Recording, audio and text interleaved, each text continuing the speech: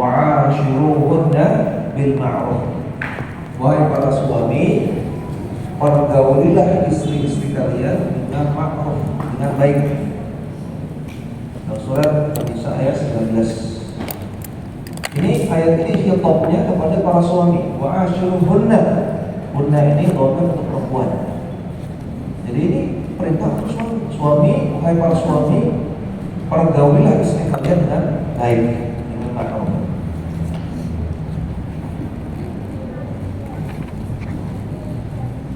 Al-Imam Ibnu Katsir di dalam tafsir Ibnu Katsir menjelaskan ayat waibu aqwalakum lahunna. Maksud ayat ini adalah wahai para suami, perbaguslah perkataan kalian kepada istri kalian.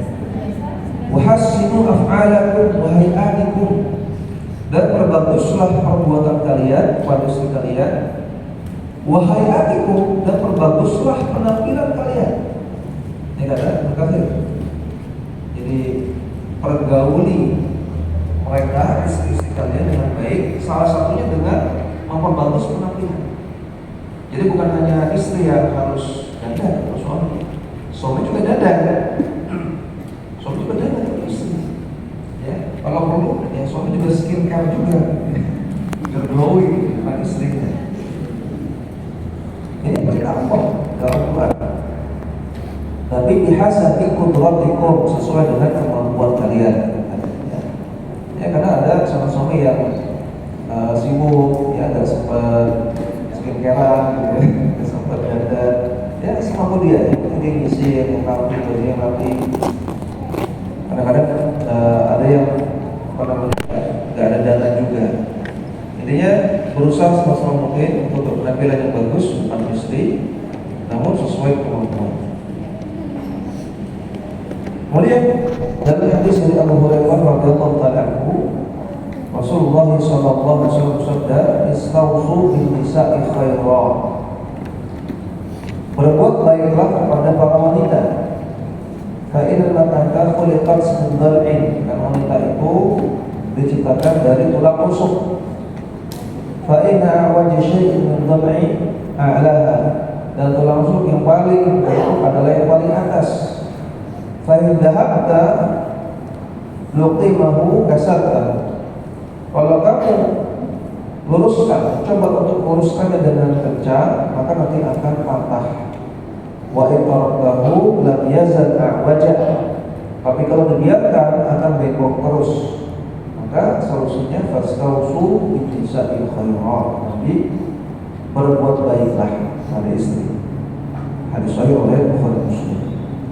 Artinya apa? Artinya kalau istri itu salah, itu diluruskan, dinasihati, tapi dengan cara yang baik, tidak dengan cara yang keras, tidak dengan KDRT. Ini solusi dari masalah menghadapi istri. Istri itu kalau tidak diluruskan bengkok terus, tapi kalau diluruskan dengan keras patah. Maka solusinya luruskan, tapi dengan cara yang baik, cara yang halus.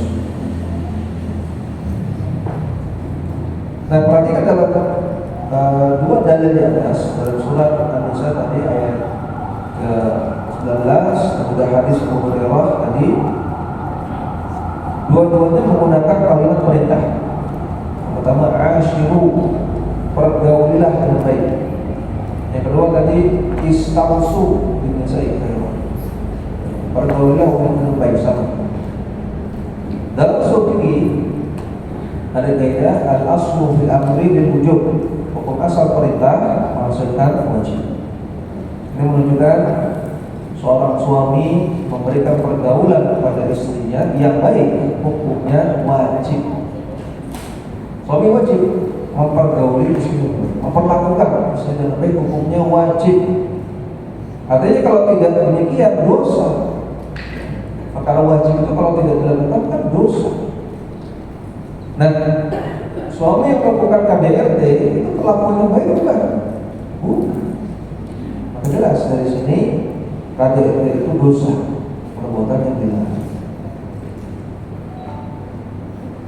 Lalu sedikit faedah para umat sekalian, para akhwat. Pergaulan yang baik kepada istri ini tentunya banyak macamnya. Secara umum hukumnya wajib, tapi secara rincinya ada yang wajib, ada yang sunnah. Secara rinci, secara umum memperlakukan istri dengan baik wajib, tapi secara satuan perbuatannya tentunya hukumnya beda-beda.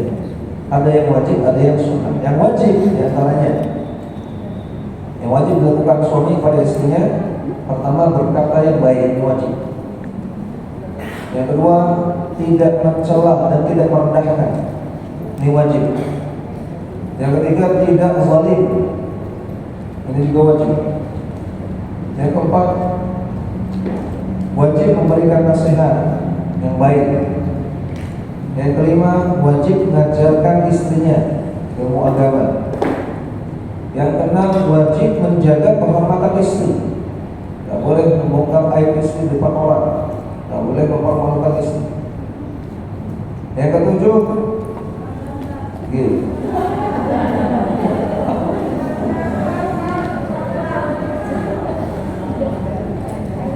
sudah Bu? Yang ketujuh,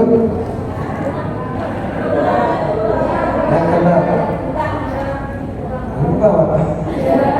Dari assalamualaikum. Oke, berkata yang baik, kemudian tidak mencela dan tidak merendahkan, kemudian tidak zalim, memberikan nasihat yang baik. Yang kelima, wajib mengajarkan ilmu agama. Yang keenam, wajib menjaga kehormatan istri.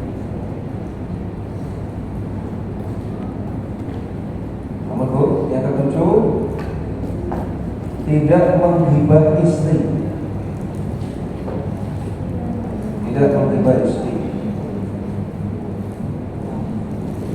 Yang kedelapan, tidak memberikan istri beban melebihi kemampuannya. Tidak memberikan istri beban melebihi kemampuannya. Yang kesembilan, tidak membahayakan diri istri. Dan cukup 9 aja. Ini masing-masing ini ada dalil masing-masing. Namun karena waktu yang terbatas tidak saya sebutkan ya. Mungkin nanti di pembahasan kewajiban suami istri akan lebih kita bahas panjang lebar. Nah, jadi 9 poin di atas Bu, itu hukumnya wajib semua. Hukumnya wajib, kalau tidak dilakukan dosa. Namun ada yang sunnah. Yang pertama, ini yang sunnah Bu. Sunnah dilakukan suami kepada istrinya. Yang pertama, memberikan sedekah. Itu sunnah. Sedekah kepada istri itu sunnah. Bahkan ini kata Nabi adalah infak yang paling afdal. Yang kedua, memberikan hadiah. Memberikan hadiah. Apa bedanya sedekah dengan hadiah? Ada yang tahu? Ada yang tahu apa bedanya sedekah dengan hadiah?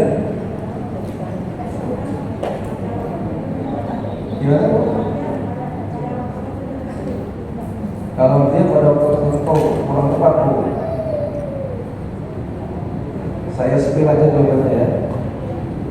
Sedekah itu semua pemberian yang dilakukan orang untuk orang lain karena mengharap pahala. Semua pemberian karena mengharap pahala itu namanya sedekah. Kalau hadiah itu semua pemberian karena mengharap cinta. Kata Nabi SAW, tahadaw tahabbu. Adanya kalian saling memberikan hadiah, maka kalian akan mencintai, saling mencintai. Kalau suami ngasih sesuatu kepada istrinya, padahal dia jengkel, sama istri, tapi dia kasih, maka itu sedekah. Kalau suami ngasih sesuatu kepada istrinya karena dia pengen istrinya senang, tambah cinta sama dia, karena namanya hadiah. Tapi dua-duanya berpahala ya, sedekah berpahala, hadiah pun berpahala. Yang ketiga, membantu pekerjaan istri. membantu pekerjaan rumah istri. Ini hukumnya sunnah, yang tidak wajib. Rasulullah SAW kata Aisyah, kana Rasulullah SAW fi mihnati ahlihi. Nabi SAW senantiasa membantu pekerjaan rumah istrinya. Namun tentunya ini tidak wajib. Kalau jenengan punya suami suka bantu pekerjaan rumah, alhamdulillah, disyukuri, disayangi, dieman-eman. Ini suami yang lengkap. Tapi kalau suami jenengan tidak demikian, ya maka jangan dipaksa, karena memang tidak wajib. Kemudian bermain-main dengan istri, ini hukumnya sunnah. Bermain-main dengan istri. Dalam hadis yang sahih Nabi mengatakan, Allahu thalathun, permainan yang berpahala ada 3. Yang pertama, engkau melatih kudamu, melatih kuda, yang punya kuda. Yang kedua, engkau berlatih memanah, ya, memanah, main panahan. Yang ketiga, engkau bermain-main dengan istrimu. Main-main sama istri berpahala. Ya, mau main apa? Misalnya main di geli-geli, main kejar-kejaran, main tempat-tempat, main engklek, main apa, monggo, itu berpahala. Kemudian nomor berapa ini? Nomor 6, nomor 5, mengajak istri jalan-jalan. Nah, mengajak istri jalan-jalan, healing. Nabi SAW kadang mengajak Aisyah jalan-jalan malam hari. Hadisnya sahih. Kenapa kok malam hari? Karena Rasul sibuk. Rasul itu kepala negara, panglima perang, seorang nabi, seorang dai, seorang guru. Ya ada waktu-waktunya malam. Bukan berarti jalan-jalannya harus malam, selowongnya saja. Jadi ini sunnah Nabi. Nanti sampai ke suatu mas ngajak jalan-jalan istri itu sunnah Nabi, mas. Yuk kita healing. Kemudian yang terakhir, mengajak istri safar. Mengajak istri safar ini hukumnya sunnah. Nabi SAW ketika beliau safar itu melakukan perjalanan jauh, baik karena pekerjaan, ya, atau karena urusan yang lain. Nabi setiap kali safar selalu mengundi istri-istri beliau untuk memilih siapa yang akan diajak. Dia selalu ngajak istri, Ini sudah Nabi, sudah jarang yang mempraktekkan seperti itu. Ya. Hatta walaupun safar itu karena kerja, ajak istri. Nabi safar urusan negara, urusan diplomasi, urusan perang, tapi Nabi ngajak istri. Nah, ini bentuk pergaulan yang baik kepada istri. Ada yang wajib dan ada yang sunnah. Nah, kita kembali ke masalah KDRT tadi. Ini poin yang pertama, kenapa KDRT halal? Karena para suami diperintahkan untuk memperlakukan istri dengan baik. Sedangkan KDRT itu perlakuan yang tidak baik. Poin yang kedua, para suami diperintahkan untuk memberikan akhlaknya yang paling mulia kepada keluarganya. Para suami diperintahkan untuk memberikan akhlaknya yang paling mulia kepada keluarganya. Dalam hadis dari Aisyah radhiyallahu taala anha, Nabi SAW bersabda, khairukum li ahlihi. Sebaik-baik kalian adalah yang paling baik kepada keluarganya. Wa ana khairukum li ahli. Dan aku, kata Nabi, aku adalah orang yang paling baik kepada keluargaku. Hadis riwayat Tirmidzi, Imam Ahmad, Ibnu Majah dan yang lainnya disahihkan oleh Syekh Al-Albani. Kata Nabi, sebaik-baik kalian, sebaik-baik suami adalah yang paling baik kepada keluarga. Maknanya gimana? Maknanya akhlak mulia yang kita miliki yang paling maksimal harusnya diserahkan kepada keluarga. Ya, kadang kita kan naik turun ya, kadang kita bisa akhlak itu bisa bagus, kadang ya agak bagus, kadang sedang, kadang agak jelek, kadang jelek. Namanya manusia, kadang naik turun. Nah, akhlak yang paling bagus, yang paling maksimal tadi harusnya kepada keluarga. Bukan berarti kepada orang lain jelek, bukan. Tapi yang maksimal yang bisa kita lakukan harusnya itu keluarga kita. Artinya apa? Artinya akhlak kepada keluarga, misalnya kalau kita kasih skor ya 100, akhlak kepada keluarga 100, kepada orang lain yang bukan keluarga ya 90. Jadi harusnya berdasarkan hadis tadi, harusnya kepada keluarga itu lebih baik daripada kepada orang lain. Jangan sampai terbaik. Jangan sampai kepada orang lain sopan, lembut, bahasanya santun, bahasanya kromo, kemudian pengertian, kemudian peka, gitu ya. Sama orang demikian. Tapi sama keluarga nggak ada peka-pekanya, kemudian nggak ada peka-pekanya, adanya pokok-pokoknya, kemudian kasar, nggak ada sopan santunnya, bahasanya juga bahasa yang tidak halus dan seterusnya. Kan kembali. Padahal kata Nabi harusnya yang paling maksimal pada keluarga. Khairukum li ahli. Yang paling baik bagi di antara kalian adalah yang paling baik pada keluarga. Jadi harusnya kepada keluarga itu yang paling maksimal. Makanya kata para ulama, kalau ingin tahu watak asli seseorang, tanya sama keluarganya, tanya sama orang rumahnya. Kalau di luar itu biasanya orang memoles diri, biasanya dia ngomongnya kasar, tapi ketika di luar dia moles, ngomongnya bahasa kromo, bahasa halus, bahasa formal, bahasa elegan. Aslinya kasar. Karena orang di luar rumah moles diri, sedangkan yang asli ada di rumah.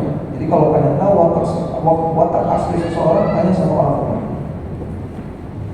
Nah, jadi kata Nabi, harusnya akhlak yang paling maksimal, yang paling baik diserahkan kepada keluarga. Nah, orang yang melakukan KDRT ini kan melakukan dia berlama. Harusnya yang paling maksimal sama keluarga yang paling baik, malah dilakukan yang paling minimal. Itu adalah melakukan KDRT. Maka orang yang melakukan KDRT melanggar hadis ini.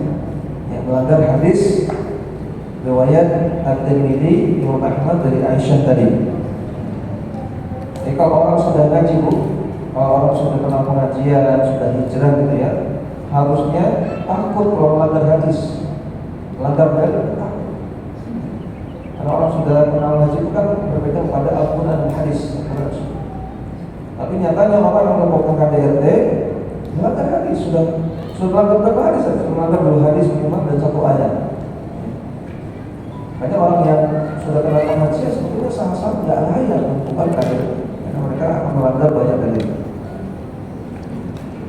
Kemudian yang ketiga, alasan kenapa KDRT itu haram. Yang ketiga, di dalam Islam ada larangan memukul sesama muslim. Memukul sesama muslim hukumnya haram. Dalam hadis dari Abdullah bin Mas'ud radhiyallahu ta'ala anhu, Nabi sallallahu alaihi wasallam bersabda, "Ajibu ad-da'i." Hendaknya kalian penuhi undangan. Kalau diundang hajatan, misalnya walimah, syukuran atau lain, maka penuhi undangan. Wala taruddu al-hadiyata. Dan janganlah kalian menolak hadiah. Karena sunnahnya kalau dikasih hadiah sama orang lain diterima. Nabi SAW tidak pernah menolak hadiah. Karena orang kalau ditolak hadiahnya akan sedih. Maka yang sunnah adalah menerima hadiah. Dan yang ketiga, wala tadribul muslimin, kata Nabi, dan jangan memukul sesama muslim.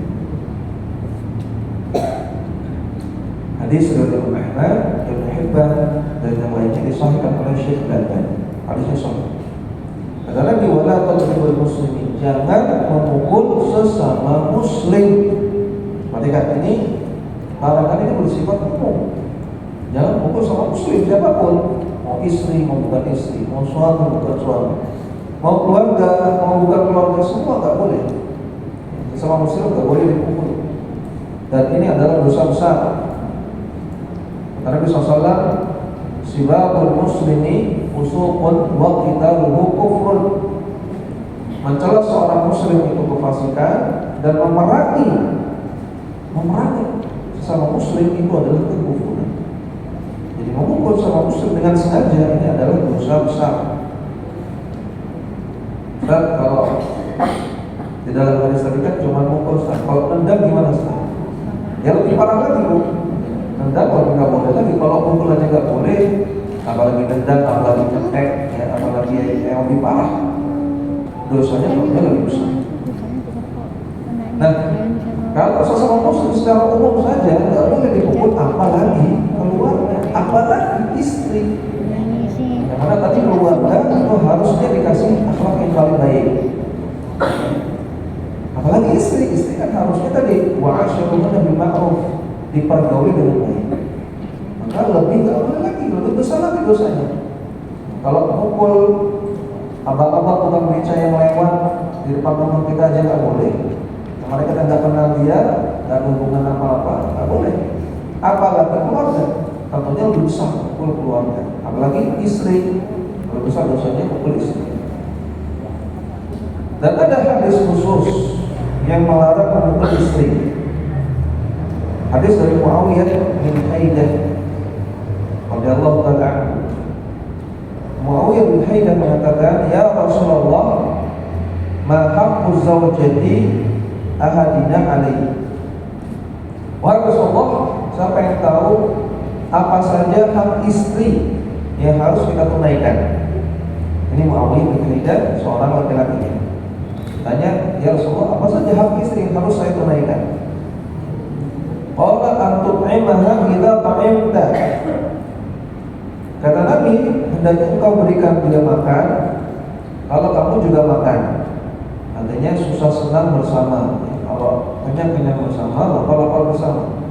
Ya, sebagian ulama mengatakan karena dari hadis ini adalah idza an tut'imaka idza ta'imta, engkau beri dia makan dengan apa yang kau makan, maknanya.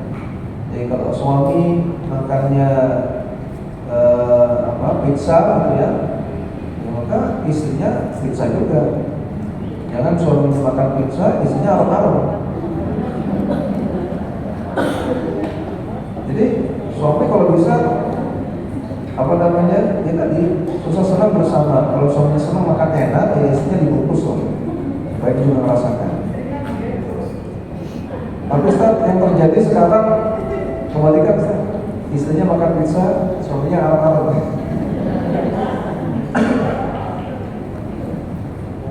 Wa taksuha idza tasaita. Dan berikan dia pakaian kalau kau juga pakai pakaian. Artinya berikan pakaian yang layak sebagaimana dipakai oleh suami. Kalau suami pakai pakaian yang 300.000, ya istri juga sekitar itulah. Dan ingat ya ibu, pakaian itu termasuk nafkah. Pakaian itu termasuk nafkah. Dia nafkah itu sandang, pangan, papan. Sandang pakaian. Dalam adab Syafi'i, kewajiban memberikan pakaian itu setahun sekali. Kewajiban memberikan pakaian baru kepada istri itu setahun satu pakaian. Dalam adab Hambali setahun 2 kali. Dan ini bukan berarti satu potong gamis, bukan. Harus pakaian yang lengkap dari ujung rambut sampai ujung kaki. Itu baru dikatakan ngasih nafkah berupa pakaian. Tapi ingat, kalau suaminya mampu. Kalau suaminya nggak mampu, ya jangan dipaksa. Tapi insya Allah saya yakin di sini ibu suaminya mampu semua. Good looking dan good reckoning, ya. Kemudian kata Nabi, wala tadribul wajha, dan jangan kalian memukul wajah istrimu. Wala tuqabbil tuqabih, dan jangan mencela dia. Wala tajhar wala tahjur illa fil bait, dan jangan diam-diaman, jangan mendiamkan istri kecuali di rumah saja. Ini hadis luar biasa. Hadis riwayat Abu Dawud, dan hadisnya disahihkan oleh Syekh. Dari kata Nabi, wala tadribul wajha, jangan pukul wajah. Jangan pukul wajah istri. Ini sedang bicara antara suami istri ya. Ini hadis ini bicara hubungan suami istri. Karena hubungan antara suami dan istri. Kata Nabi, jangan pukul wajah istri. Ini hadis khusus bahas KDRT. Ustaz, kalau yang dilarang kan cuma pukul wajah, Ustaz. Kalau pukul perut, pukul yang lain apa boleh? Ya enggak boleh juga, sama enggak boleh. Kenapa kok yang disebut wala tadribil wajha, jangan pukul wajah? Karena itu biasanya yang paling sering. Gitu? Jadi kalau suami-suami itu kelepasan orang biasanya nampar. Itu yang paling sering, makanya nanti fokuskan di situ. Jangan pukul wajah. Ada pukul yang lain juga nggak boleh, sama. Kemudian wala tuqabih, jangan mencela istri, dan jangan wala tahjur, jangan diam-diaman, jangan mendiamkan istri illa fillah. Jadi ibu kalau ada masalah sama suami, sama istri, itu di-contain, dicukupkan di rumah saja. Di luar seolah-olah nggak jadi apa-apa. Di luar senang-senang aja, misalnya senyum-senyum sama suami sama istri biasa. Tadi kalau di rumah baru lanjutkan berantemnya. Jangan ya bersambung bu. Jangan tunjukkan ada konflik di luar, di rumah orang tua, di rumah mertua, di rumah teman, jangan tunjukkan. Ini Nabi yang turun. Wala tahjur illa fil bait. Jangan diamkan istri kecuali di rumah saja. Ini luar biasa ya. Bimbingan Islam terhadap masalah rumah tangga itu lengkap sekali. Cuma kadang kita saja yang nggak mau belajar. Kalau masalah itu hanya kita konten di dalam rumah, bisa kita batasi dan hanya di dalam rumah saja, insya Allah cepat selesai. Tapi kalau kita bawa kemana-mana, ke rumah orang tua, ke rumah mertua, ke rumah teman, ya mukanya dilipat gitu ya, terus judus-judusan sama pasangannya, ya nanti orang-orang pada gibahin, orang-orang pada bertanya-tanya ada apa? Apalagi kalau dibawa sampai ke medsos gitu. Jadi kalau punya masalah dengan pasangan, jangan sampai bocor di medsos. Ada penelitian bu, bahwasanya netizen warga plus 62 itu paling julid sedunia.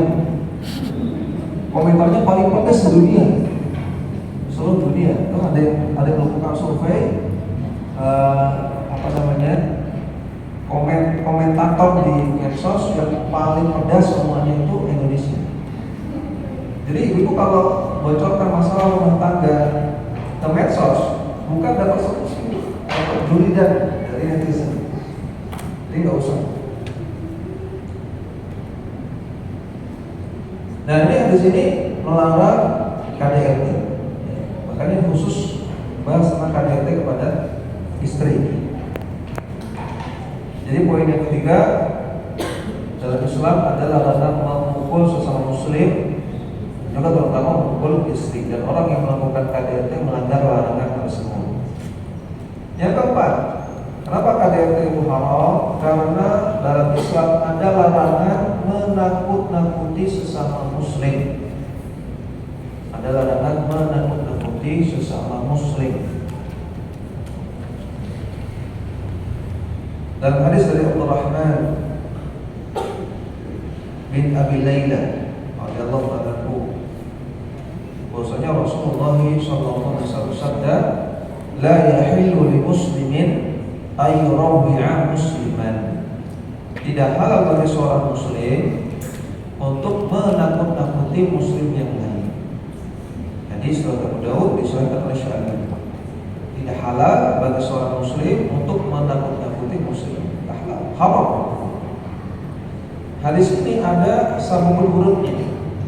Sabun wurudnya adalah ketika Nabi dan para sahabat sedang melakukan perjalanan rombongan orang banyak, sampai mereka harus menginap ketika malam, menginap di tengah jalan ya. Kemudian mereka tidur. Nah, ada sahabat Nabi yang ketika tidur dia sambil megangi tali kekang ontanya. Karena zaman dahulu kan harta berharga, supaya tidak hilang. Namanya juga binatang ya, bisa pergi, bisa mungkin nanti dia akan kabur, dipegang sambil tidur, dipegang supaya tidak hilang.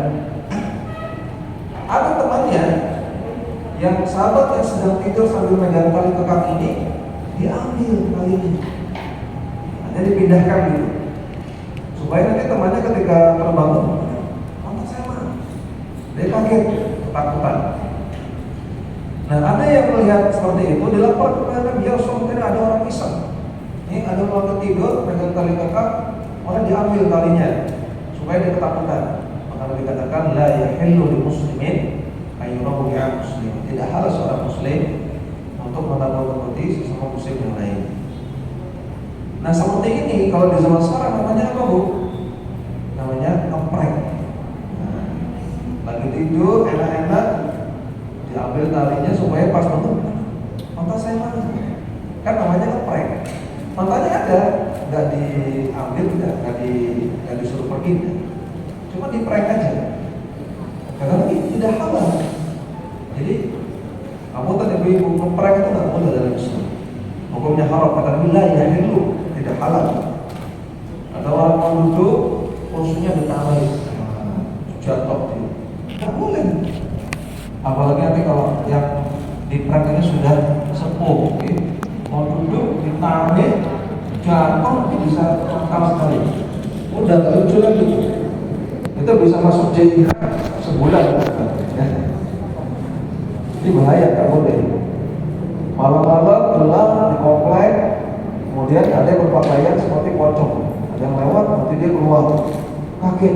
Ini gak boleh, bahaya. Bisa jadi orang naik motor jatuh. Ya, misalnya nanti nabrak mobil, jadi nanti terbentur batu atau lain. Jadi nggak boleh bermain. Nah, karena dia tidak halal menakut-nakuti sesama muslim, apalagi menakut-nakuti istri, lebih nggak halal lagi. Jadi ini biasanya sebelum terjadi KDRT, biasanya suami itu melakukan ini, menakut-nakuti istri. Mengatakan misalnya, awas ya kamu, kalau kamu lakukan itu lagi, sudah kasih kepala tangan. Awas ya cek, kalau kamu lakukan itu, lihat ini kan takut-takutin ya, takutin, ngancam ya. Gak boleh, kata lagi, la yahillu, tidak halal. Maka KDRT itu haram, hukumnya haram, tidak halal. Kemudian yang terakhir, KDRT adalah sebuah kezaliman. KDRT adalah kezaliman. Zalim, definisinya apa? Zalim itu definisinya wad'u syai'i fi ghairi mawdi'ihi. Zalim artinya menempatkan sesuatu bukan pada tempatnya. Zalim. Zalim itu bukan berarti menyakiti, merugikan, tentu. Ada penyakit yang tidak zalim, seperti seorang al-bujo yang memberikan hukuman kepada pelaku kriminal. Itu boleh, karena harus disakiti atas putusan pengadilan. Merugikan tidak selalu zalim, seperti pengadilan itu boleh mengambil harta seseorang untuk melunasi hutangnya, walaupun dia merasa rugi. Jadi zalim itu bukan menyakiti, bukan merugikan, tapi zalim itu menempatkan sesuatu yang bukan pada kita. Zalim itu tidak memberikan hak orang yang berhak mendapatkannya. Nah, istri harusnya kan diperlakukan dengan baik. Itu tempatnya. Istri tempat tempat yang tepat adalah perlakuan yang baik kepada dia. Kok malah disakiti, kok malah dia memberikan perlakuan yang tidak baik, berarti kan ini namanya zalim. Jadi KDRT adalah bentuk kezaliman. Dan zalim hukumnya jelas haram. Di dalam surat Hud ayat 15 Allah Subhanahu wa taala berfirman, "Ala la'natullahi 'alal zalimin." Ketahuilah laknat Allah bagi orang-orang yang zalim.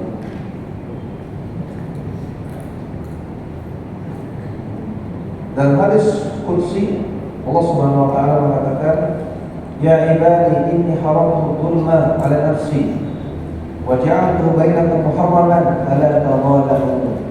Wahai para hamba, wahai manusia, aku haramkan diriku, kata Allah, dari kezaliman. Dan aku jadikan kezaliman itu haram atas sesama kalian. Fala tadhalamu, maka janganlah berbuat zalim. Al-Sahih ayat Muslim. Dan zalim ini kalau kita bahas panjang. Akibat dari kezaliman banyak. Di antara akibat dari kezaliman adalah salah satu dosa yang hukumannya disegerakan di dunia. Dosa yang disegerakan di dunia.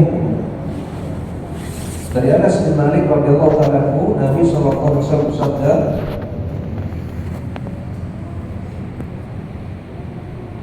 "Babani mu'ajjalani uqubatuhuma fid dunya." Ada dua dosa yang akan disegerakan hukumannya di dunia. Yang pertama adalah al-baghyu, zalim pada orang lain. Yang kedua adalah al-uququ, durhaka kepada kedua orang tua. Hadis riwayat Al-Hakim dalam Mustadraknya, riwayat Al-Bukhari dalam Al-Adab Al-Mufrad, dan disahihkan oleh Syekh Al-Albani. Jadi kata Nabi, ada dua dosa yang hukumannya disegerakan, artinya di dunia juga dihukum. Selain di akhirat juga dihukum, di dunia juga sebelum dia mati. Yang pertama adalah zalim kepada orang lain. Karena orang yang berbuat zalim kepada orang lain pasti akan Allah balas instan di dunia.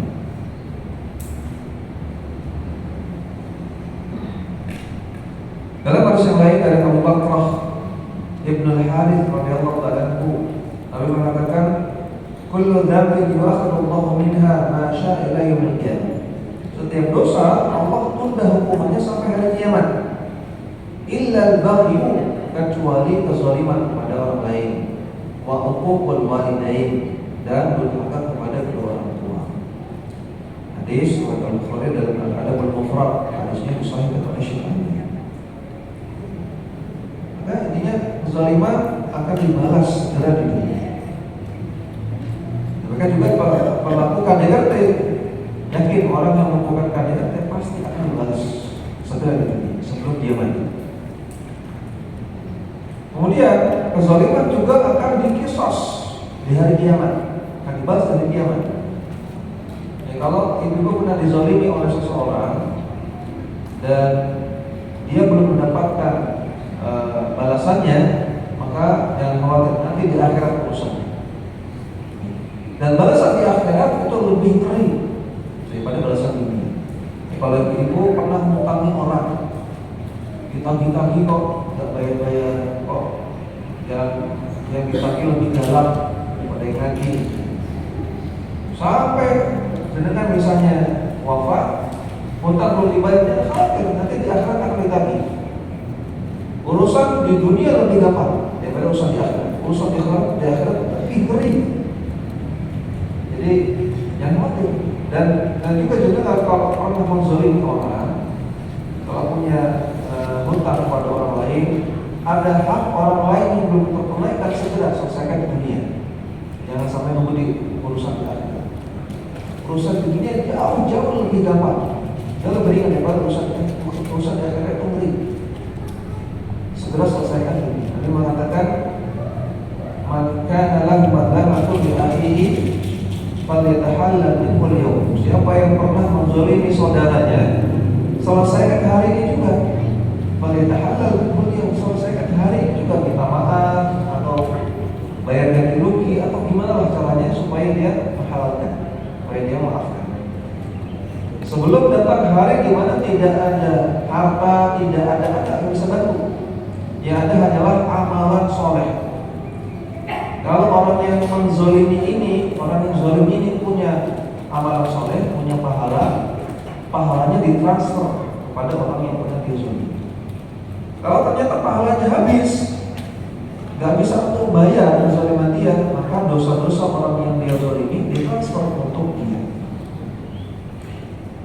Dan ibu sekalian, di akhirat itu setelah orang-orang beriman melewati sirat, melewati jembatan, itu nanti akan sampai pada tempat namanya Qantarah.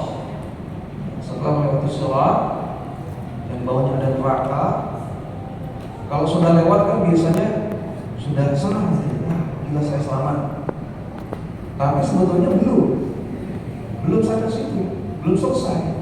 Karena masih ada Qantarah. Qantarah itu tempat di mana para manusia menuntut balas atas kezaliman yang pernah dialami. Tempat melakukan kisos sampai lunas. Itu orang masuk surga itu udah nggak ada utang lagi, nggak ada tanggungan kezaliman, dibayar di Qantarah. Dan Qantarah ini ada di halaman surga. Yang mana nanti ada orang yang dia sudah berhasil lewat sirat, hampir dia masuk surga, hampir. Tapi gara-gara dia pernah menzalimi orang, di Qantarah ini diambil dari pahalanya, atau dosa-dosa orang yang dia zalimi ditimpakan kepada dia, ternyata minus tuh. Yang tadinya punya pahala ditransfer kepada orang yang dia zalimi, ternyata minus.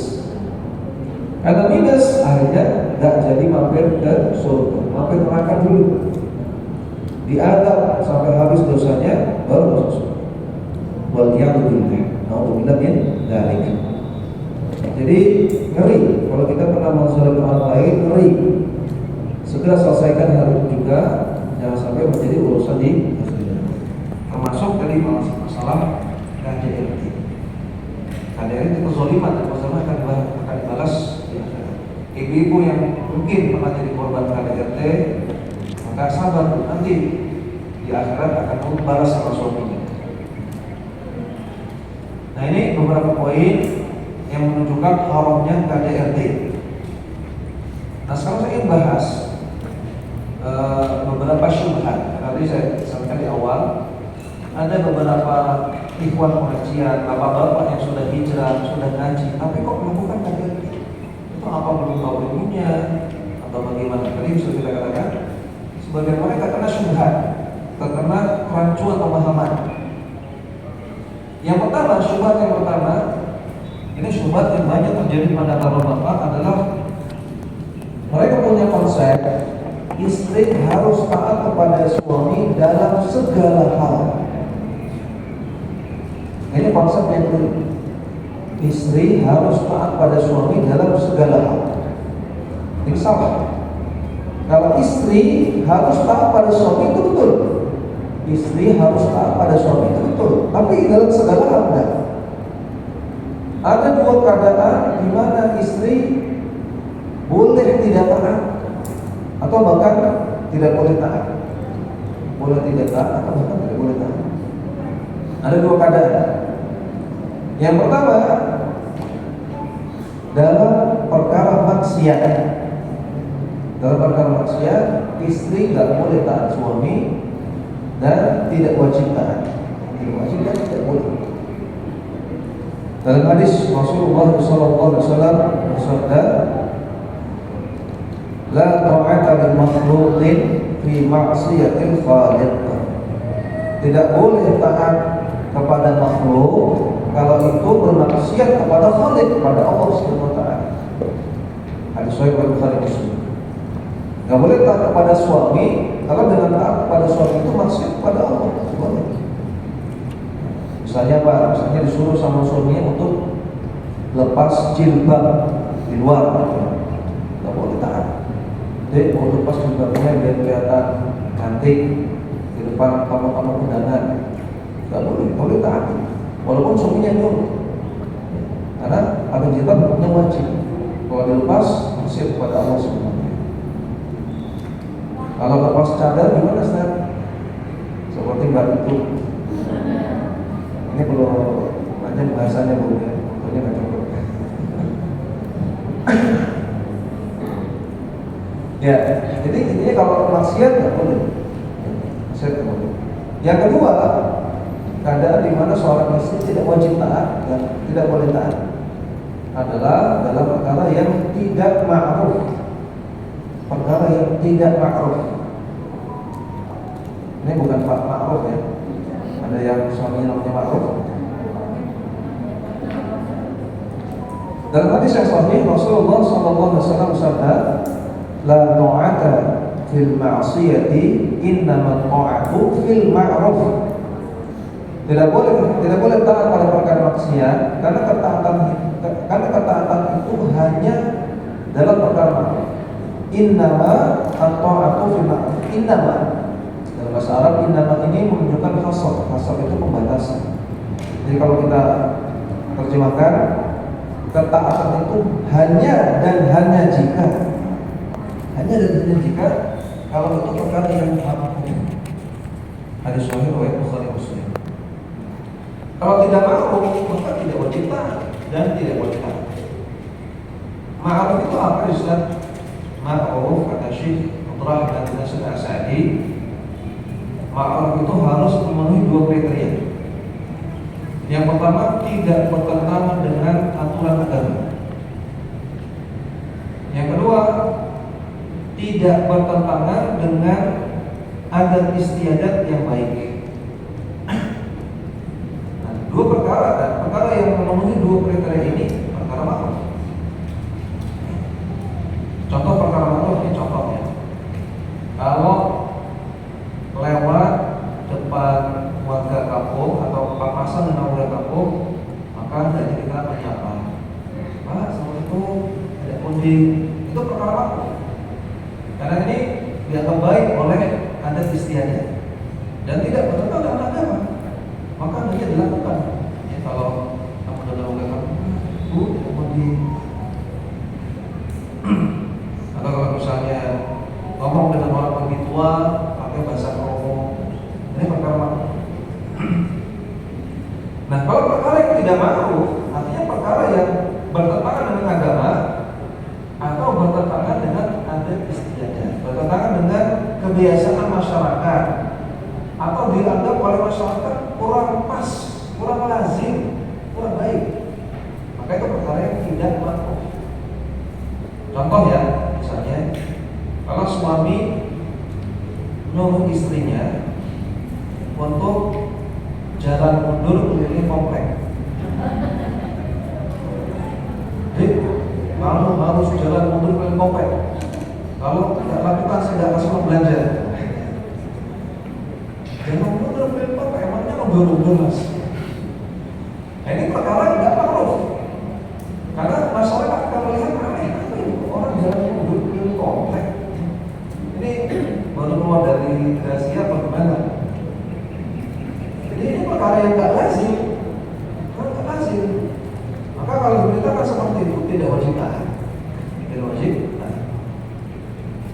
Atau misalnya disuruh salto 7 kali, jadi salto 7 kali, kalau tidak kasih uang belanja. Ini apa maksudnya? Kok istri disuruh salto 7 kali hamil? Ya perkara seperti ini tidak wajib taat. Walaupun ini bukan perkara haram, artinya jalan mundur haram enggak? Haram. Salto haram enggak? Enggak. Tapi ini perkara tidak ma'ruf, tidak lazim. Maka kalau suami nyuruh perkara yang tidak lazim seperti itu tidak wajib taat. Tidak wajib taat. Nah, jadi terkadang pemicu KDRT itu ada anggapan pada diri suami bahwasanya istri harus taat dalam segala hal. Ketika tidak ditaati, marah, hanya KDRT. Padahal andai kan suami ini belajar agama dengan baik, ngajinya beneran, ngajinya serius, dia tahu bahwasanya istri tidak wajib taat dalam dua perkara tadi. Tidak wajib taat dalam semua hal, ada pengecualiannya. Itu adalah perkara maksiat dan juga adalah perkara yang tidak ma'ruf. Maka kalau suami ini nyuruh maksiat, istrinya nggak ma'ruf, dia nggak berhak untuk marah. Suami nyuruh maksiat, istrinya nggak taat, dia nggak berhak untuk marah. Suami nyuruh perkara yang tidak lazim, tidak ma'ruf, istrinya nggak taat, dia tidak berhak untuk marah. Kemudian syubhat yang kedua,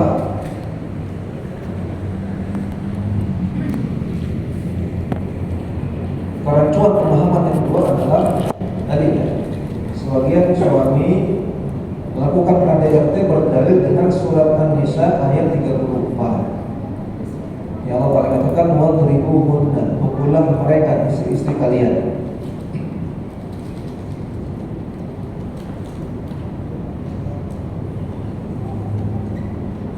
Nah, ini adalah kesalahpahaman dan ini menggunakan ayat untuk melakukan kebatilan. Ini mencampurkan al-haq dengan al-batil. Ayat itu mulia, nggak mungkin salah. Ayat Quran itu mulia, firman Allah nggak mungkin salah, pasti benar.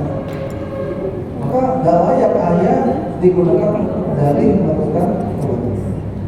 An-Nisa 34. An-Nisa ayat 34. Bunyi ayatnya wadribuhunna, pukullah mereka. Nah, gimana cara memahami ayat ini dengan benar? Maka kita katakan para suami yang pakai ayat ini untuk melakukan KDRT itu enggak baca dari awal ayat. Kalau dibaca dari awal ayat, tidak akan melakukan KDRT. Kalau dibaca dari awal ayat, tidak akan melakukan KDRT. Kita baca ayat dari awal. Allah Subhanahu wa taala berfirman, "Ar-rijalu qawwamuna 'alan nisa." Laki-laki adalah pemimpin bagi wanita. Ini baru awal ayat. Masih jauh. Kata Allah, laki-laki pemimpin bagi wanita. Sekarang, apakah tugasnya pemimpin itu memukul? Kan bukan. Sekarang kalau ibu punya perusahaan, punya karyawan, ibu jadi manajer, jadi pemimpin. Apakah tugasnya ibu kepada karyawan adalah pukul? Tidak mungkin. Tapi kan tugasnya ngayomi, memberikan arahan, monitoring, ya, memberikan supervising, ya, memberikan contoh juga. Pukul itu jarang terjadi adalah pekerjaan jarang. Tapi bisa laporkan polisi. Karena kalau kita baca awal ayat, laki-laki pemimpin, pemimpin jangan lupa, tapi banyak ngasih bimbingan, pengajaran, pengawasan, ya, supervising dibersamai, menemani, monitoring, dan seterusnya. Jadi dari awal ayatnya saja sudah tidak sesuai dengan KDRT. Bima faddalallahu ba'dahum 'ala ba'd wa bima anfaqu min amwalihim. Allah jadikan laki-laki sebagai pemimpin karena Allah lebihkan mereka daripada para wanita, dan karena mereka harus menginfakkan, harus ngasih nafkah kepada istrinya. Fas-salihatu qanitatun hafizatun lil ghaibi bima hafizallah. Maka wanita salihah adalah wanita yang taat kepada istri, kepada suaminya. Hafizat, yang menjaga di sini artinya menjaga kehormatan dirinya dan menjaga harta suaminya lil ghaibi, ketika suaminya tidak ada. Bima hafizallah, dengan aturan yang Allah telah tetapkan. Perhatikan di sini ada definisi wanita salihah. Kata Allah, wanita salihah itu fas-salihatu qanitatun. Wanita saleh itu taat pada suami. Kita tidak mencolin dua keadaan. Hafizat, menjaga kehormatan dirinya, dan juga menjaga harta suaminya lil ghaibi, ketika suaminya tidak ada, lagi kerja, lagi safar. Kemudian kata Allah, perhatikan, wallati takhafuna nusyuzahunna. Wahai para suami, kalau kalian khawatir istri kalian durhaka. Nusyuz artinya durhaka. Kalau kalian khawatir istri kalian durhaka, maka pertama fa'iduhunna, nasihati mereka. Nah, ini nggak dibaca ya sama orang yang melakukan KDRT. Mereka bacanya yang ujungnya aja. Padahal kan ada langkahnya. Pertama fa'iduhunna, nasihati dulu. Kalau istri salah, bukan langsung dipukul, nasihati dulu dengan cara yang baik. Yang namanya sehat itu nggak cukup sekali, dua kali, mungkin perlu 10 kali, 20 kali, 30 kali, sampai kira-kira cukup, sampai kira-kira yang dinasihat ini paham, sudah dapat poinnya.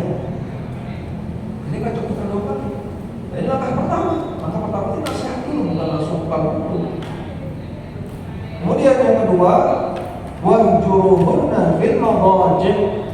Kalau sudah dinasihati kok enggak mempan, bukan langsung pukul juga, bukan.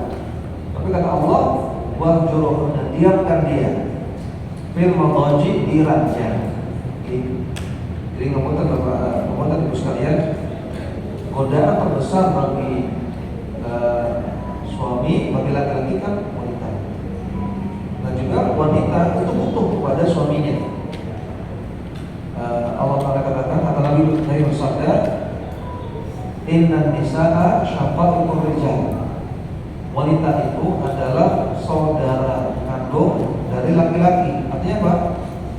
Apa yang ada pada laki-laki, pada wanita, maka dari itu juga wanita juga ada kepada laki-laki. Artinya ada hasrat, ada syahwat. Jadi istri juga butuh kepada suaminya. Nah, terkadang ketika ada konflik rumah tangga, terkadang shock terapi berupa didiamkan, pisah ranjang itu mengena. Jadi ketika cekcok, pisah ranjang. Nah, terkadang ini jadi shock terapi yang tenang. Aduh, kok suami saya kok nggak mau ngomong bareng saya. Istrinya sedih. Nanti ketika sedih, kemudian minta maaf. Ini kan juga suami. Saya nggak bareng sama istri saya. Kok rasanya kesepian, kok rasanya kedinginan. Akhirnya sedih, akhirnya mereka kembali.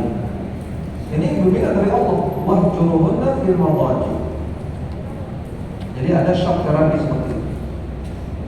Nah, kalau tidak mempan, baru wadribuhunna, pukullah mereka, pukullah istri.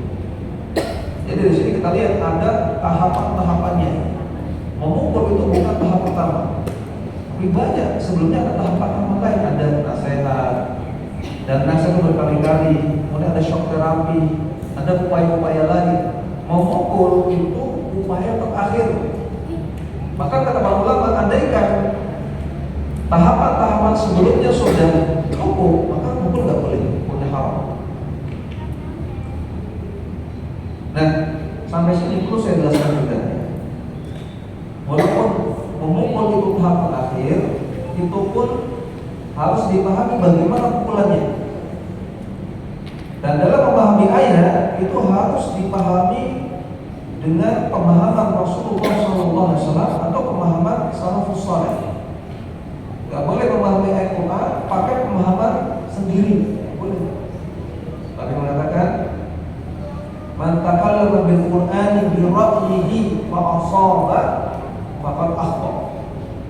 Barang siapa yang bicara tentang ayat Quran tapi bi ra'yihi, dengan akalnya sendiri, pemahaman sendiri, fa asaba, ternyata apa yang dia ucapkan itu betul, pemahamannya betul, tapi kebetulan betul karena pakai pemahaman sendiri, tapi kebetulan betul karena ini fakat akhta, tetap salah. Tidak boleh memaknai ayat pakai pendapat sendiri, tidak boleh. Nah, orang-orang yang melakukan KDRT memahami ayat ini pakai pendapat sendiri, nggak pakai tafsiran Rasulullah, nggak pakai tafsiran para ulama.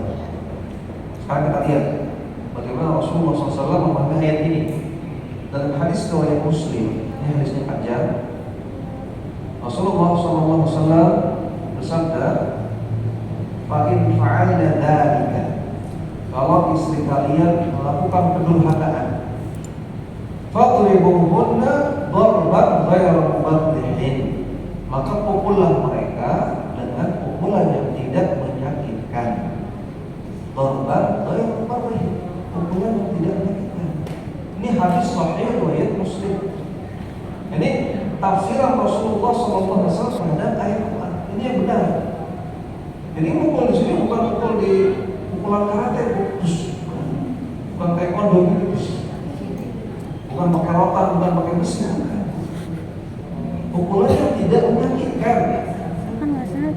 Contohnya gimana sih, Ustaz? Pukulan tidak menyakitkan itu disebutkan oleh sebagian ulama seperti Al-Hasan Al-Basri, mengatakan bahwasanya pukulan yang tidak menyakitkan dalam ayat ini maksudnya adalah memukul dengan kayu siwak. Tahu kayu siwak? Kalau ke toko oleh haji itu ada kayu siwak, toko herbal. Kayu siwak misalnya untuk bersihkan gigi bu, itu kayunya kalau jenengan nanti beli ya, kayunya ringan sekali. Itu dipotong itu gampang patah, rapuh sekali. Kira-kira kalau mukul pakai itu sakit nggak? Wah, sakit. Karena itu rapuh sekali. Sebagian orang mengatakan memukul dengan pukulan yang tidak menyakiti adalah dengan ujung baju, dengan ujung pakai ujung gamis. Misalnya ini sarung saya ya, saya bel-bel seperti ini, nah ini untuk pukul. Sakit nggak bu? Ya enggak bu. Dia cuma pakai ujung baju. Nah, jadi memang tujuan memukul di sini bukan untuk menyakiti. Dorban bayar membarihi, pukulan yang tidak menyakiti bukan untuk menyakiti, bukan supaya istrinya itu memar berdarah, tapi litakdir untuk memberikan pengajaran. Jadi surat An-Nisa tadi ya, wadribuhunna, pukulan mereka maksudnya untuk pengajaran, untuk menyakiti. Adapun kalau sampai memar, sampai berdarah, sampai patah tulang, ini hukum haram. Dan itu bukan yang dimaksud dalam ayat. Ini pukulan sebagai shock terapi juga. Dia menunjukkan, saya ini serius loh, saya serius ini. Dipukul pakai siwak, dipukul pakai kain. Itu untuk menyakiti sama sekali. Nah, jadi orang yang melakukan KDRT dengan dalih ayat ini salah paham. Karena maksudnya bukan demikian. Dan yang menjadi pertanyaan besar, apakah Rasulullah SAW pernah memukul istri-istrinya? Jawabannya enggak pernah sama sekali. Walaupun ada dalam Al-Quran, walaupun memang boleh, tapi tidak menyakiti pukulannya, itu pun Nabi enggak pernah lakukan. Memukul pakai kain siwak, Nabi enggak pernah lakukan. Memukul pakai kain, tadi ujung kain, Nabi enggak pernah lakukan. Nabi enggak pernah lakukan. Makanya yang sudah ngaji, yang sudah hijrah, yang katanya semangat ikuti Al-Quran dan Sunnah Rasul, maka pertanyakan kepada dirinya, Rasulullah pernah nggak mukul istrinya? Nggak pernah sama sekali. Ini kalau mengatakan saya ikut Rasul, harusnya ikut juga dalam masalah ini. Rasulullah nggak pernah mukul istrinya.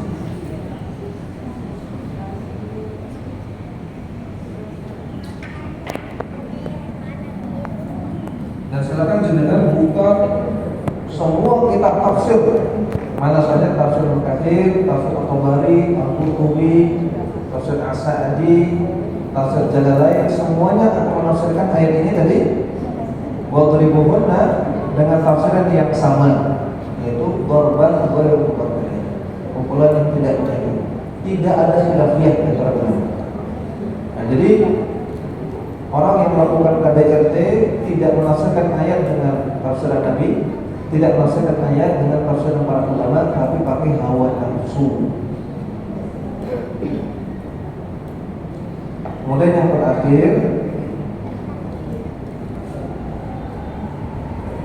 syubhat yang terakhir yang ketiga, sebagian suami dan juga sebagian istri menganggap ketika ada cekcok rumah tangga atau ada KDRT maka tidak boleh lapor. Kalau ada cekcok nggak boleh lapor. Ini baru kemarin terjadi, ada salah seorang akhwat itu lapor kepada saya karena bosnya dia korban KDRT suaminya. Ini akhwatnya sudah ngaji, sudah hijrah, pakai cadar, tapi jadi korban KDRT suaminya. Dan saya katakan, oke, saya akan jadi penengah, tapi dua-duanya harus datang. Saya nggak ingin cuma dapat laporan dari jenengan saja, istrinya, tapi dua-duanya harus datang ke saya.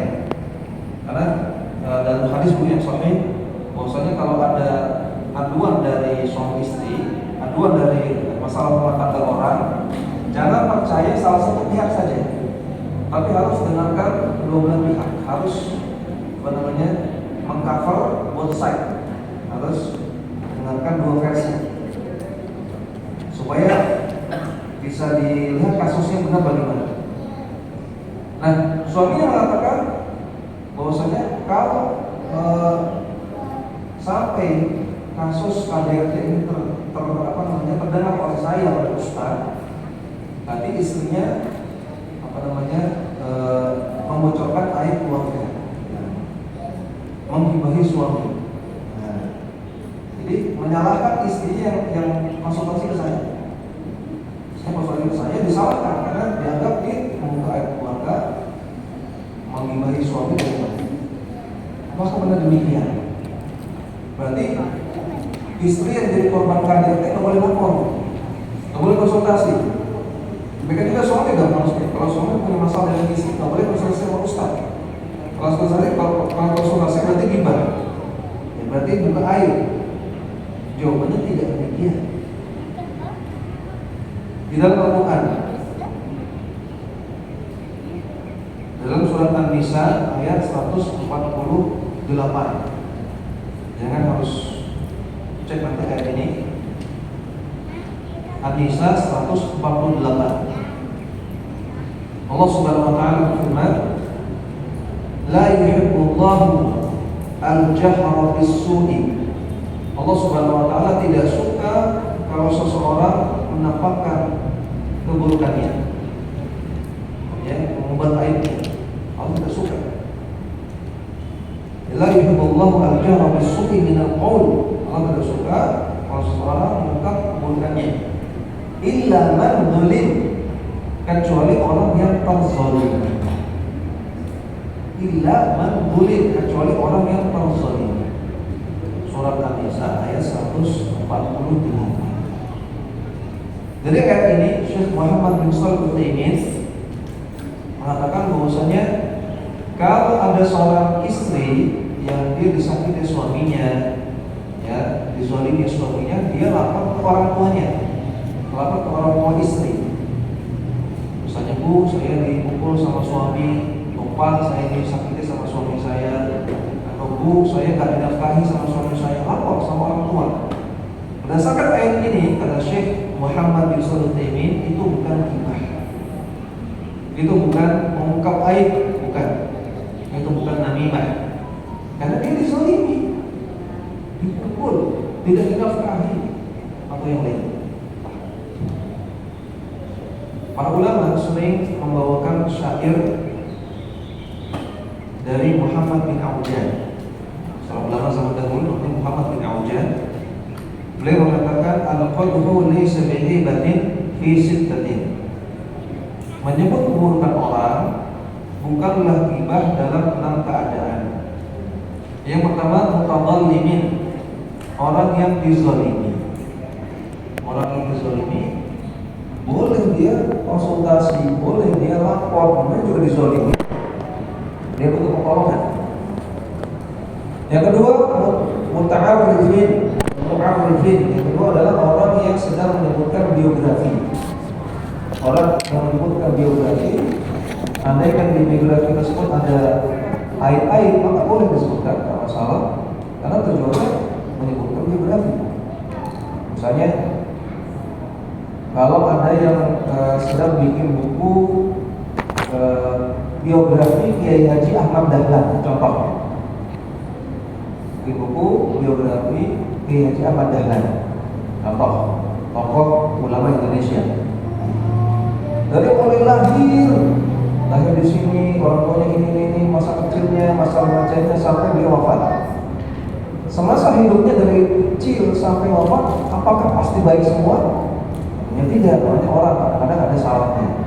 Nah, ketika kesalahannya itu disebutkan dalam buku biografinya, boleh nggak? Karena tujuannya bukan mencela, sedang memberikan wawasan tentang biografi orang. Yang ketiga, wa muhadzirin, orang yang sedang mentahdir. Hati-hati, jangan datangi kajian satu bulan karena dia mengajarkan ajaran sesat. Ini mentahdir. Ini demi kemaslahatan umat. Yang keempat, wa mujahirin fisqan, orang yang suka bermaksiat terang-terangan, maka boleh disebut keburukannya. Misalnya, kalau ada preman di kampung yang dia kerjaannya ngombe, minum khamr, kemudian kumpul-kumpul di pos, ya, judi macam-macam, boleh kita katakan hati-hati jangan lewat situ. Itu ada si bulan suka mabuk. Nah, itu ada si bulan suka mabuk. Ini kan menyebutkan bukan orang. Tapi orang sekampung tahu, memang dia suka mabuk. Dan dia suka malak orang. Boleh kita sebutkan. Hati-hati jangan lewat situ ada si bulan suka mabuk. Ini termasuk ghibah. Wa mustaftin, yang kelima orang yang minta fatwa, orang yang konsultasi kepada ustaz, kepada ulama. Saya ustaz, saya mau konsultasi.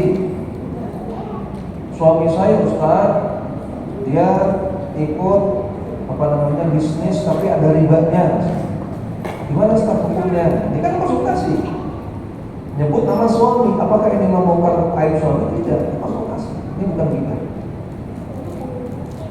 Yang terakhir yang keenam, wa man talaba i'anata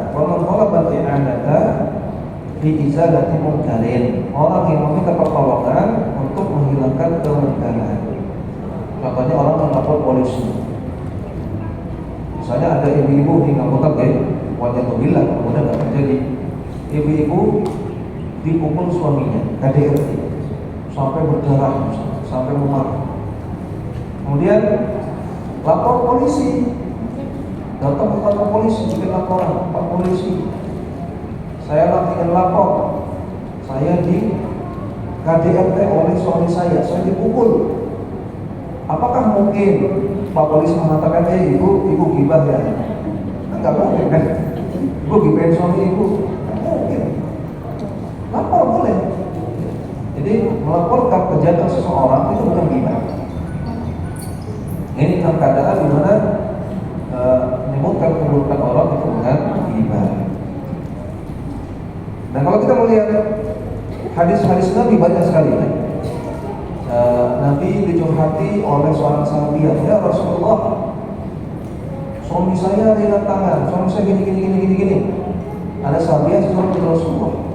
Apakah Rasulullah katakan, anti ini telah menggibah suami anti? Tapi dia katakan demikian.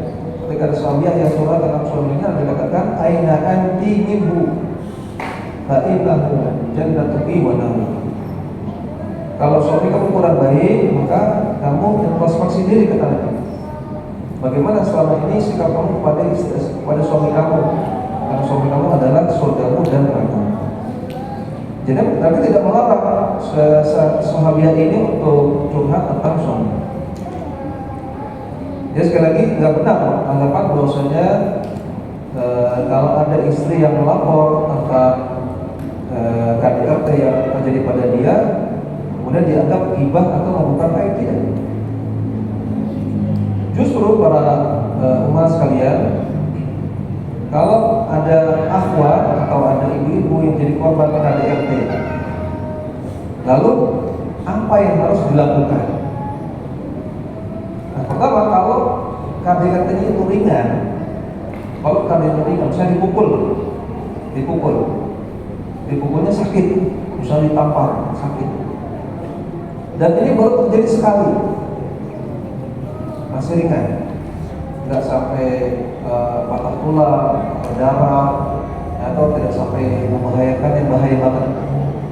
Maka yang pertama dilakukan adalah sabar dulu, sabar. Mungkin suaminya kelepasan, mungkin suaminya nggak bisa mengontrol emosi. Mungkin nanti setelah ini dia sadar.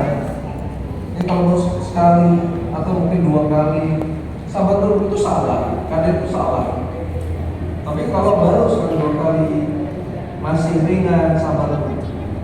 Dan sabar itu pahalanya besar. Kalau Allah katakan inna yuwaffas-sabiruna ajrahum bighairi hisab.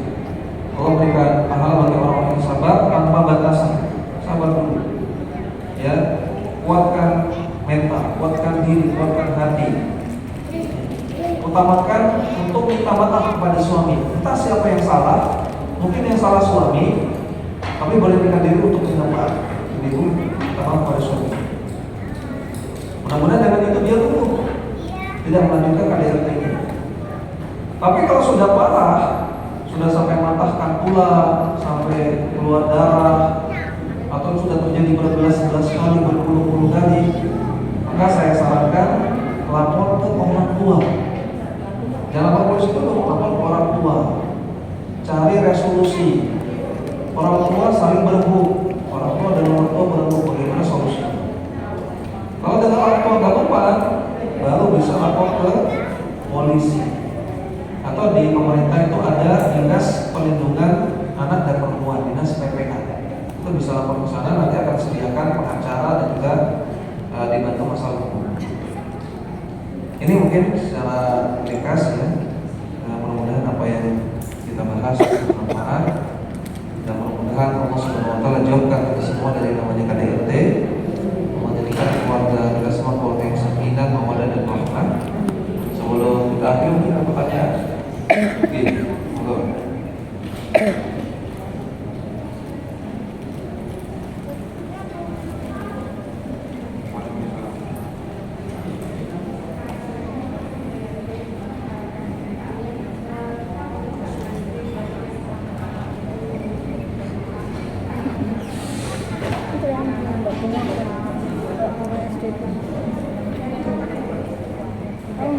Apa hukum memberi hadiah kepada guru anak kita di sekolah? Ya pada asalnya kasih hadiah baik, bagus ya. Tapi memberi hadiah kepada gurunya ada efek negatif.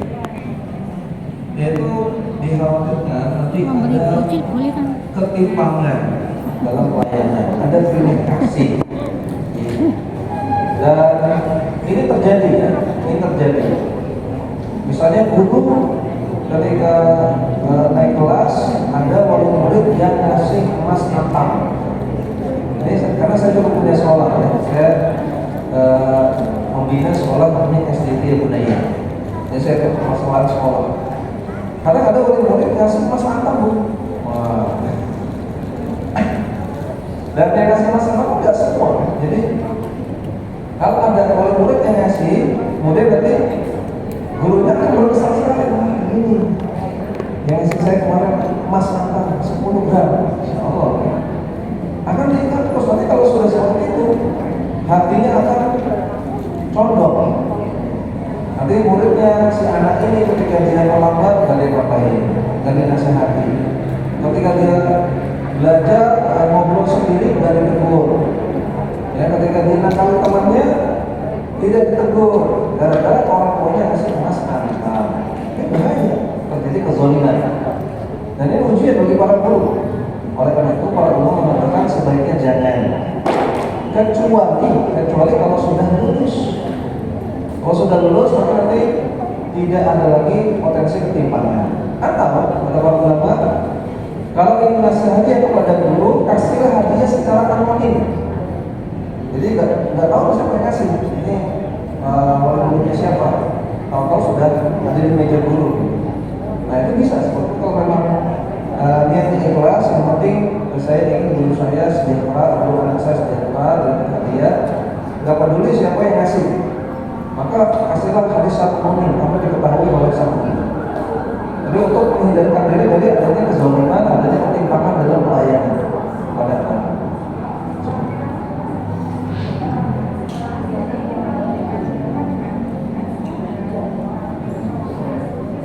Semua kelas.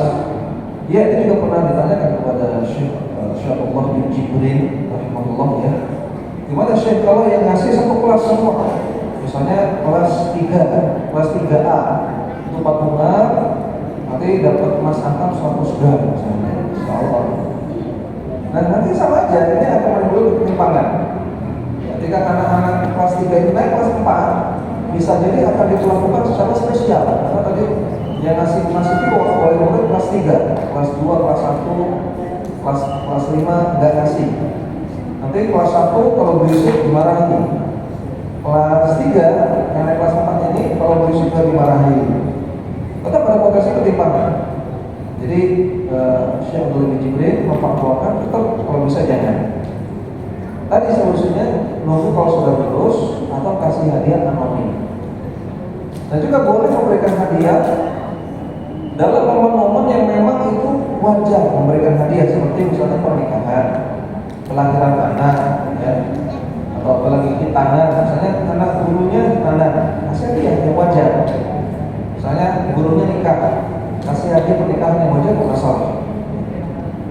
misalnya gurunya pulang haji atau momen yang wajar, apa boleh kasih hadiah? Boleh kasih. Allah. Ada lagi? Gitu.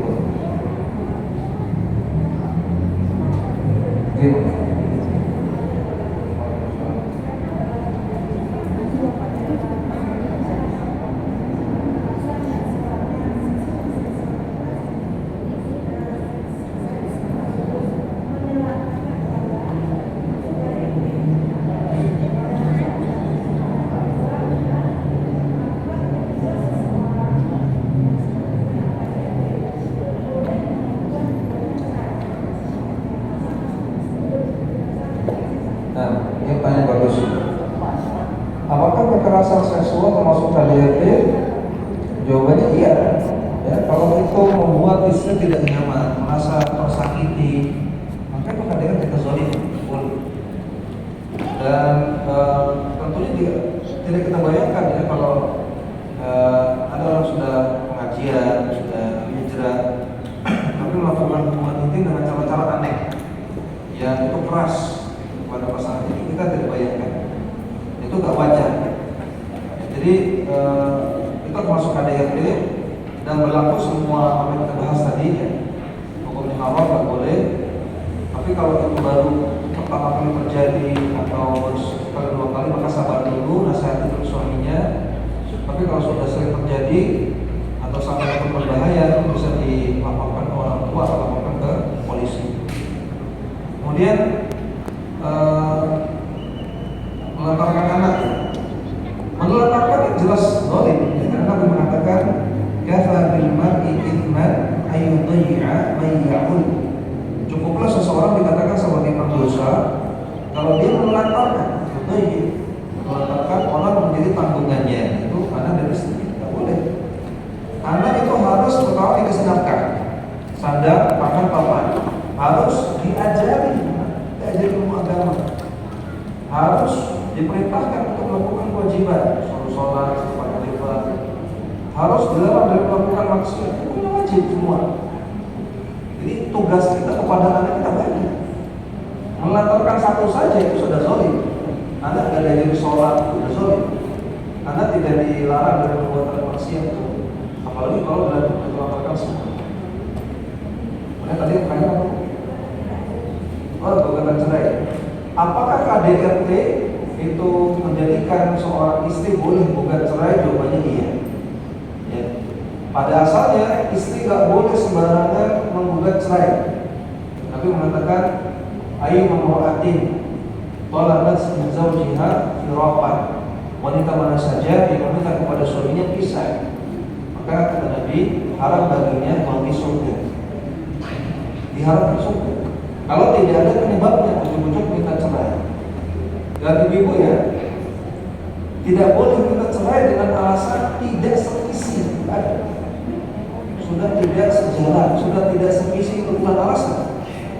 Katakan kami tadi, wanita mana saja yang minta cerai kepada suaminya dinilai dibasin tanpa alasan yang dibenarkan, maka haram baginya bagi suami. Jadi kalau tidak sevisi, tidak sejalan, itu bukan alasan. Kemudian kalau memang alasannya itu dibenarkan seperti terjadi kezaliman, KDRT yang tidak dinafkahi, ya, atau selingkuh, maka itu menjadikan boleh untuk minta cerai. Tapi perhatikan ya, saya boleh itu bukan harus. Artinya dia punya dua pilihan, boleh bersabar dan bertahan kalau dia kuat, atau boleh minta cerai. Harus silakan dia timbang-timbang. Kira-kira lebih maslahat mana? Apakah bertahan? Apakah kita cerai? Allah berkata.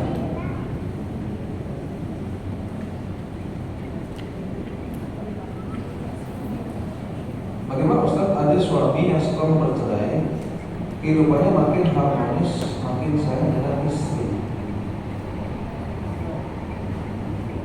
Dengan istri yang dulu. Yang dengan istri yang dulu suami suka kasar dan gak betah di rumah. Bagaimana hukumnya? Apakah dia berdosa menceraikan istri yang dulu? Suami setelah bercerai kehidupannya makin harmonis. berarti nikah lagi gitu ya. Yang dengan istri yang dulu suaranya suka kasar dan gak betah di rumah. Ya, sekarang ibu, cerai itu nikmat atau musibah? Cerai itu nikmat atau musibah? Kata Syekh Abdul Aziz bin Baz rahimahullah taala, cerai itu jadi nikmat kalau berpisah dari orang yang bobrok, orang yang buruk. Senang kita, ya, kalau pasangan kita bobrok, cerai senang, itu nikmat. Cerai itu musibah kalau pisah dari pasangan yang baik, yang soleh, yang soleha. Jadi patokannya bukan harmonis atau tidak, ya, bukan harmonis atau tidak, tapi ini orang soleh atau tidak. Sekarang kita lihat orang-orang yang bobrok, ada nggak yang keluarganya harmonis? Ada nggak orang bobrok tapi keluarganya harmonis? Banyak. Orang-orang Yahudi, ya, yang mereka memerangi kaum muslimin, ya, orang-orang kafir yang dia punya tempat judi, punya pabrik khamar, keluarganya harmonis. Apakah berarti keluarganya harmonis dia baik, orang baik? Enggak, itu bukan patokan. Ya, patokannya apakah orang ini soleh atau tidak.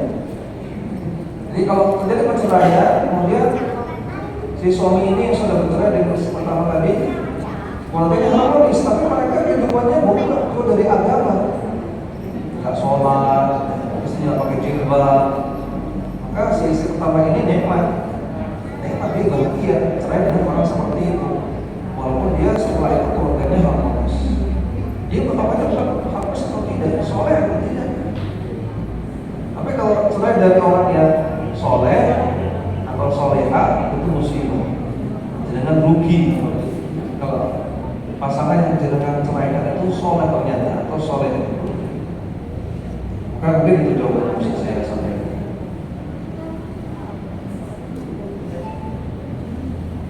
Ada dalam suatu rumah tangga bila terjadi suami berkali-kali selingkuh, berkali-kali minta maaf, tapi berulang lagi selingkuh, sehingga pada suatu waktu terpisah jarak di beda benua. Selama 6 bulan berpisah, itu tanpa kabar, tanpa nafkah, dan biaya sekolah. Ini disebut cerai.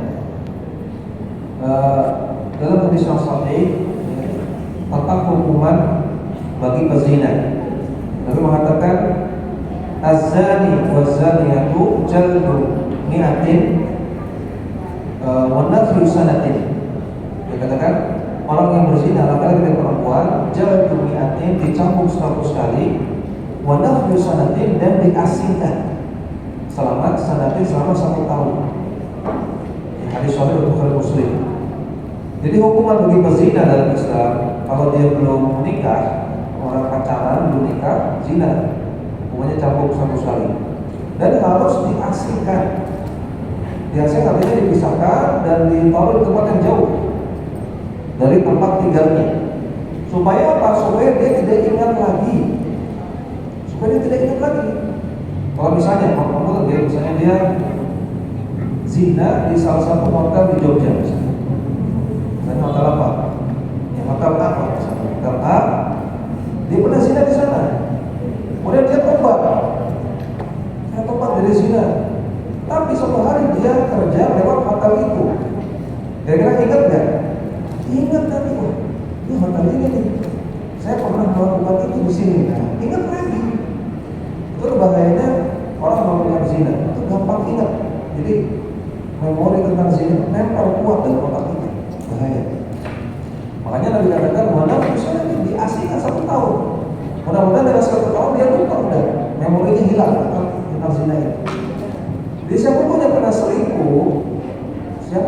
selingkuh, harusnya dia jauhkan dirinya dari pasangan selingkuh.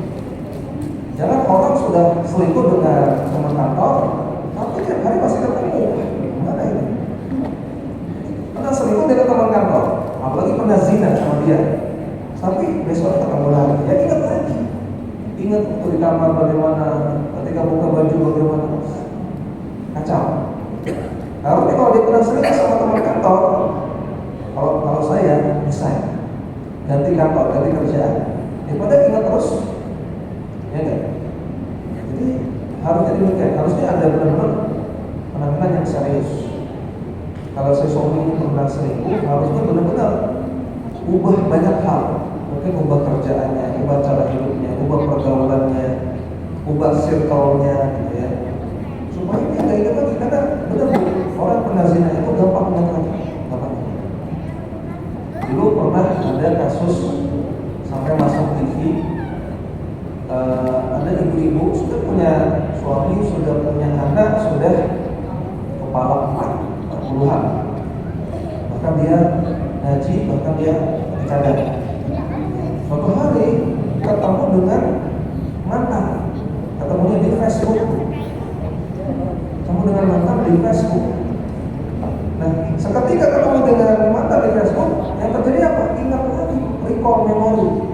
Nah, dulu waktu SMA gini-gini, jalan ke sana. Akhirnya apa? Akhirnya ketemuan. Ketemu di mana? Di hotel. Yang terjadi apa? Ya, ibu bisa tebak sendiri kan? Yang terjadi apa?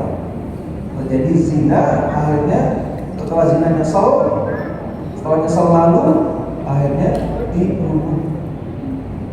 Ya, akhwatnya dibunuh. Jadi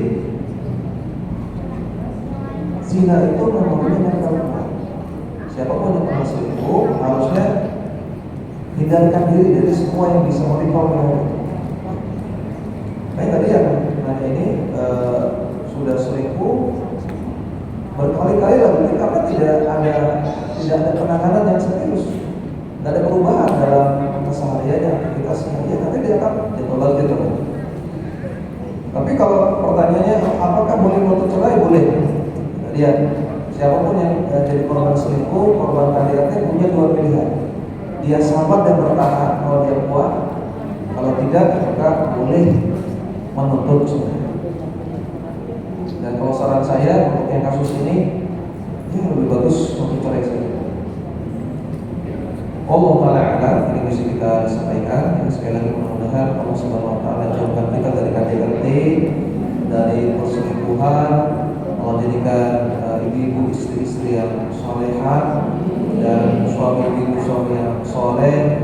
Allah berikan keluarga yang sakinah, mawaddah dan rahmah, yang sehidup surga, dan Allah jadikan istiqomah sampai ajal menjemput kita semua. Amin ya rabbal alamin.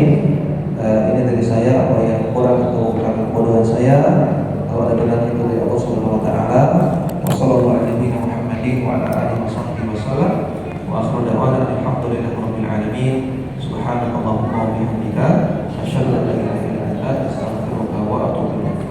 Assalamualaikum warahmatullahi wabarakatuh.